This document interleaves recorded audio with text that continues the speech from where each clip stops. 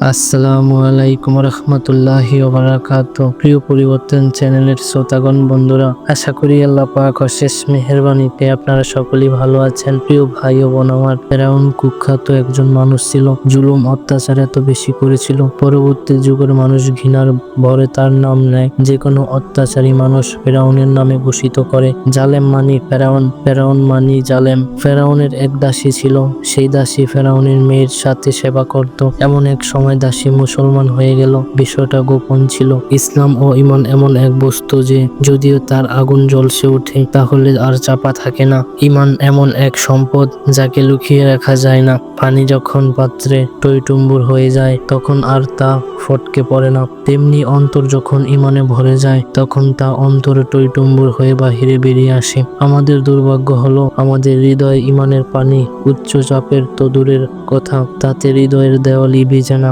ঈমান আমাদের এতই দুর্বল যে হৃদয়ের এক কোণে পড়ে থাকে, টেরও পাওয়া যায় না। তো ফেরাউনের দাসী মুসলমান হয়ে গেল। একদিন দাসীর হাত থেকে চিরুনি পড়ে গেল।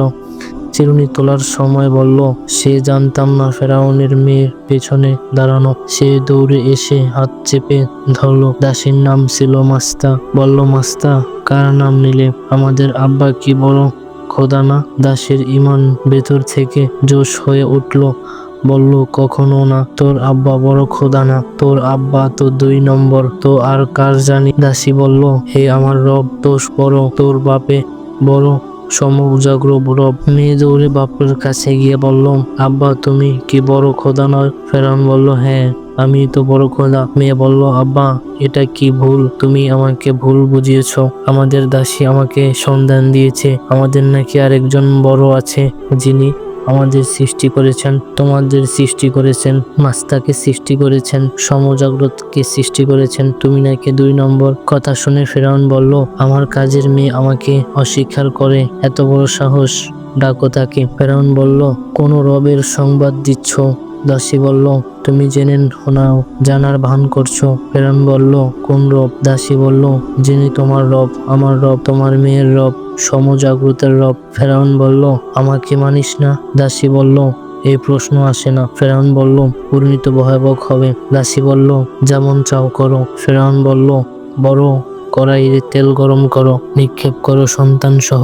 এই মহিলার 2টি সন্তান, একটি দুর্য পোষ্য, অপরটি হাটে। আগুন জ্বালানো হলো। আগুনের উপর বড়ই কড়াইতে তেল ফুটতে শুরু করলো। ফেরাউন বলে, কি চাস তুই নিজের জীবন বাঁচাতে চাস? যদি সন্তানের জীবন বাঁচাতে চাস তাহলে রব মানতে হবে। আমি তো ঘর ধন সম্পদ ভরে দেব। আমি যদি মুসা সাল্লাল্লাহু আলাইহি সাল্লাম বরকে মানিস তাহলে কড়াইয়ের দিকে তাকা। আগের তো চোখের সামনে তোর সন্তান 2টিকে সিদ্ধ করব, তারপর তোকে পুড়িয়ে মারব। পারবি সহ্য করতে? সফল সেই ব্যক্তি যে নিজের পবিত্র করে নিল। এই পবিত্র অবস্থায় করণীয় কি? প্রভৃতি বলছে, ঠিক আছে, জীবনটাকে আগে রক্ষা করো। আর ঈমান বলছে, ফুটন্ত তেলের কড়াইতে ঝাঁপিয়ে পড়ো। এর মাঝে সফলতা। দাসী বললে, আল্লাহ আমাকে 2টি সন্তান দান করেছেন। যদি আমার আরো সন্তান থাকতো তাদেরও আমি আল্লাহর পথে কুরবান করে দিতাম। হে ফেরাউন, তুমি কি আর করবে? জীবনটাই তো নিয়ে নেবে। এই তো ঠিক আছে, তোমার কাজ তুমি করো। আমার ভাইরা, এখন রমজান মাস, ইফতারির জন্য ঘরে ঘরে বেগুনি ভাজা হচ্ছে। আপনি খানিকের জন্য হাজার হাজার বছর পেছন চলে যান। এক মা তোমাদের মতোই, এক মা, তার 2 নিষ্পাপ কন্যা সন্তান আছে, ঠিক তোমাদের কন্যাদের মতো, যাদের ঠোঁটে নিষ্পাস মুস্কি হাসি লেপ্টে আছে।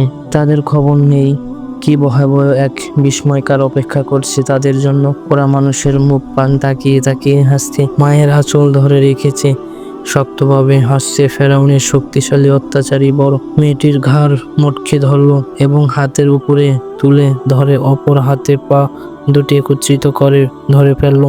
বাচ্চাটি চিৎকার করলো, মা! ও এমন মা কে আছে যার হৃদয়টা গলে যাবে না? শিশুরা সবার প্রিয় হয়ে থাকে, তাদের কান্নাও অন্য কেউ কাঁদায়। শিশুরা সহজ সরল নিষ্পাপ, ওরা হলো নিষ্পাপ ফুলদানি। তো ফেরাউন শিশুটির 2টি পা যখন ধরে ফেললো, শিশুটি চিৎকার দিয়ে বলল, মা! এখন তো মায়ের অবস্থাটা কেমন হয়েছিল? শিশুটি মা মা বলে চিৎকার করেছিল আর মাথাটা ফুটন্ত তেলের উপরে ডুবিয়ে দেওয়া হলো। তারপরও ভেষণ মাখানো বেগুনির মতো সম্পূর্ণরূপে ফুটন্ত তেলের মধ্যে ছেড়ে দেওয়া হলো। মায়ের সামনে প্রিয় সন্তানটি ফুটন্ত তেলের কড়াইতে ভাজা হয়ে গেল। মা ধৈর্যের পরিচয় দিলেন। এক ফোঁটা অশ্রু বের হলো না, সব ভেতরেই পান করে ফেললেন। কিন্তু আল্লাহ তাআলা তো সবই দেখছেন।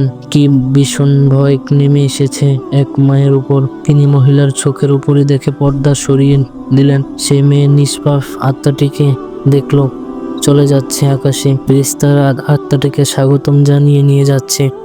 মেয়েটি হাসছে আর বলছে, আল্লাহ হাফেজ আম্মাজান, তুমি ভয় পেও না, আর একটু পরে একত্রিত হয়ে যাব, তুমি কেঁদো না। তারপর ফেরাউন দাসীর কোলে থাকা ছোট শিশুটিকে ছিনিয়ে নিল, ছেড়ে দিল ফুটন্ত তেলের কড়াইতে। একটি অনর্থম শিশুর মুখ থেকে বের হওয়ার সময় পেল না, দাসীর সন্তানটিও বুনো হয়ে গেল। আল্লাহ তাআলার মূল্যবান করেন, আল্লাহ তাআলা কারো কর্মের অমূল্যায়ন করেন না। তিনি বান্দার কাজে ও পরিশ্রমের উপযুক্ত মূল্য দিয়ে থাকেন। মহান রব্বুল আলামিন দাসীকে দেখালেন আসল আত্মা। দাসী তার সন্তানটিকে আত্মা বেরিয়ে যাওয়া দেখলো।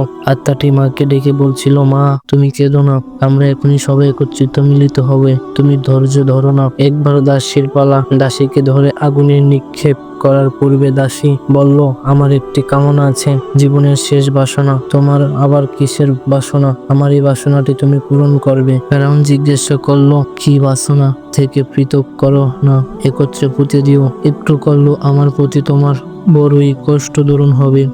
ফেরাউন বলল, ঠিক আছে, আমি তোমার বাসনা পূরণ করব। তারপর দাসী নিজের পায়ে হেঁটে গিয়ে কড়াইতে ঝাঁপিয়ে পড়ল, যেন গরমের দিন গোসল করতে শীতের পানি হাউজে ঝাঁপ দিচ্ছে। দেখুন মহিলাটি ইমান দৃঢ়তা, কি বিস্ময়ক সেই ইমানি চেতনার। আর আজকাল মহিলারা ইমানি শিখে নেয়। পর্দা তাদের কাছে জুলুম মনে হয়, পর্দাকে তারা বোঝে না মনে করে। আল্লাহ আমাদের সবাইকে সঠিক বুঝদান করেন। ওরা আল্লাহ তাআলার বিধানের কাছে এসে নতি স্বীকার করলো, জীবন কুরবান করে দিল, আর তোমাদের বোঝাতে হচ্ছে পর্দা করো। যখন আল্লাহর সম্মুখে দাঁড়াবে তখন কি জবাব দেবে? আর অন্যদেরকে আমাদের ব্যবসায়ীরা সুদ ছাড়তে রাজি নয়, মিথ্যা ছাড়তে রাজি নয়। এই যুগে মুসলমানরা গান গাওয়া, গান শোনা থেকে বিরত আসতে রাজি নয়, বাদ্যযন্ত্র ছাড়তে রাজি নয়।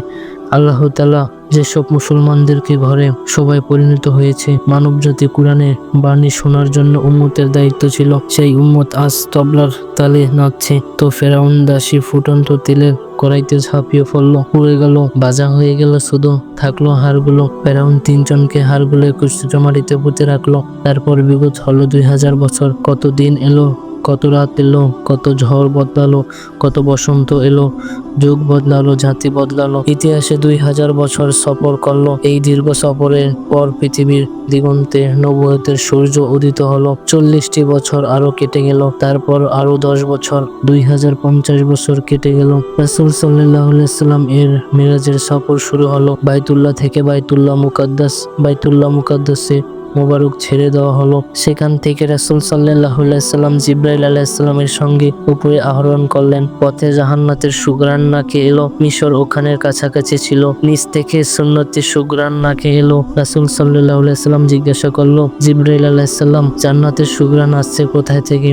জিবরাইল আলাইহিস সালাম রাসূল সাল্লাল্লাহু আলাইহি সাল্লামকে ফেরাউনের দাসীর পুরো কাহিনী শুনিয়ে বলল, হে আল্লাহর রাসূল, এতদিন মা মেয়ের হাড়গুলো যেন স্থানটিতে সমাধি হয়েছে, সুঘ্রাণ সেখান থেকে আসছে। তো ভাই ও বোন আমার, আল্লাহর জন্য জীবনদানকারী একটি মহিলা কুরবানির আল্লাহ তাআলার কাছে এমনই কবুল হলো যে 2.5 বছর পরও আল্লাহ তার সেই দাসীটির নাম মুছে যেতে দেয়নি। অথচ মিশরের কত রানী এসেছে, কত ফেরাউন এসেছে, কত প্রতাপশালী বাদশাহ এসেছে, অথচ একজন মর্যাদাহীন দাসী আজও পর্যন্ত জীবিতই রয়ে গেছে। আজ 2.5 বছর পরও লাহোরের মসজিদ অমর ও তার আলোচনা হচ্ছে, কারণ সেখান থেকে নিজের আল্লাহর উপর উপসর্গ করছে, কারণ সে নিজেকে পবিত্র করছে, কারণ সে নিজেকে মুখলুপ থেকে মুক্ত করেছে, নিজের ও তার 2টি সন্তানের জীবন বিলিয়ে দিয়েছে, তবুও ঈমান ত্যাগ করেনি। প্রিয় ভাই ও বোন, আবার আমাদের জীবন পবিত্র করতে হলে প্রয়োজনীয় নবী, প্রয়োজনীয় অনুসরণ করতে হবে। আল্লাহ তাআলা এমন একজন পবিত্র আলোকায় রাসূল দান করেছেন, তিনি সকল নবীর সমস্ত গুণের আধার। পৃথিবীতে যত নবী রাসূল আগমন করেছেন তাদের সকল যত গুণ ছিল, আল্লাহ তাআলা একসঙ্গে সবগুলো দান করেছেন। প্রিয় নবী সাল্লাল্লাহু আলাইহি সাল্লামকে তিনি জন্মগ্রহণ করলেন, তিনি রকম এক জন্ম। এদিকে তিনি জন্মগ্রহণ করলেন, ওদিকে রাজা বাদশাদের সিংহাসন মাটিতে লুটিয়ে পড়ল, রাজা বাদশাদের মাথা মুকুট খসে পড়ল, দাঁড়িয়ে থাকা পাথরের মূর্তিগুলো মুখ থুবড়ে জমিতে লুটিয়ে পড়ল, কেসার রাজপ্রাসাদেরকে মানব ও হজ্জা বহুলের মূর্তিগুলো ভেঙে পড়ল, গোটা পৃথিবীর মূর্তিগুলো ধরসীয় হলো। এই পবিত্র শিশুর জন্মের নদীর মাছগুলো খুশিতে ভাগ ভাগ, উপায় জগতের গৌরব এসে পড়ল। মা সময়ে নবজাতকের নাভি এবং অনন্তনালী মিলিত থাকে, কিন্তু রাসূল সাল্লাল্লাহু আলাইহি সাল্লাম যখন ভূমিষ্ঠ হলেন তখন তার অন্ননালী কাটা ছিল, নাভিও ছিল পরিষ্কার পরিচ্ছন্নতা। রাসূল সাল্লাল্লাহু আলাইহি সাল্লাম দুনিয়াতে এসেছেন খতনা অবস্থায়। একটি শিশু যখন জন্মগ্রহণ করে তখন তার গায়ে ময়লা জড়ানো থাকে, ভূমিষ্ঠ হওয়ার পর গোসল করিয়ে ময়লা পরিষ্কার করতে হয়। কিন্তু রাসূল সাল্লাল্লাহু আলাইহি সাল্লাম যখন দুনিয়াতে এলেন তখন তিনি ছিলেন একদম পরিষ্কার পরিচ্ছন্নতা, পাক পবিত্র, এক পিল ময়লাও শরীরও কোথাও ছিল না। ভূমিষ্ঠ হওয়ার সাথে সাথে পুরো কক্ষটি আলোকিত হয়ে গেল, চারদিকে আলো ছড়িয়ে পড়ল। সেই আলোতে মা আমেনা স্বর্গরাজ দ্রুত দেখলেন, পূর্ব দেখলেন, পশ্চিম দেখলেন, তিনি বিস্মিত হয়ে গেলেন। এই কেমন শিশু! মা আমেনা শিশুটিকে কোলে নিলেন, বিস্মিত চোখে সদ্য ভূমিষ্ঠ হওয়ার শিশুটির দিকে তাকিয়ে আছে। হঠাৎ মাথার উপরে আকাশটা মেঘে ছেয়ে গেল, সেই মেঘের মাঝে রাসূল সাল্লাল্লাহু আলাইহি সাল্লাম অদৃশ্য হয়ে গেলেন। মা আমেনা মনে হলো সন্তানটি তার কোলে নেই, অদৃশ্য হয়ে গেছেন। মা আমেনার বিস্ময়ে সময় কাটছে না। হঠাৎ মেঘের মধ্যে থেকে আওয়াজ এলো, এই শিশুটি পৃথিবীর পশ্চিম ঘুরিয়ে আনে, যাতে জগৎ তার নাম পশ্চিম ও আকার সম্পর্কে অবগত লাভ করে। আর তাকে দাও আদমের অলঙ্কার শিষ্য অর্জন জ্ঞান করে নুহা উৎসাহিত করে থাকেন, আর সকল নবীকে সমস্ত গুণ ধারা এই শিশুটিকে সাজিয়ে দাও। এমন একজন নবী, ১৬ লাখ নবীর গুণ যিনি জন্মের সময় লাভ করেছিলেন, তারপরে মেয়েটির ৭০ বছরের সাধনায় উন্নতি করে তিনি কোথায় গিয়ে পৌঁছাচ্ছেন তার মানুষটি অনুসরণ করেছেন, তাহলে আপনিও পবিত্র হয়ে যাবেন। আর যদি কোনো অপবিত্র আদেশের পেছনে হাঁটেন তাহলে আপনিও অপবিত্র হয়ে যাবেন। আপনি পচাগোলা নর্মদায় গিয়ে নিক্ষিপ্ত হবেন, আপনার পরকাল হবে ধ্বংস। তো এই পবিত্রতার পথ ও পন্থা হলো মুহাম্মদ সাল্লাল্লাহু আলাইহি সাল্লামের জীবন আদর্শ। আরবের মানুষগুলোর হাতে গড়া মূর্তি পূজা করে নিজেদের চরমভাবে লোকসিত করেছিল।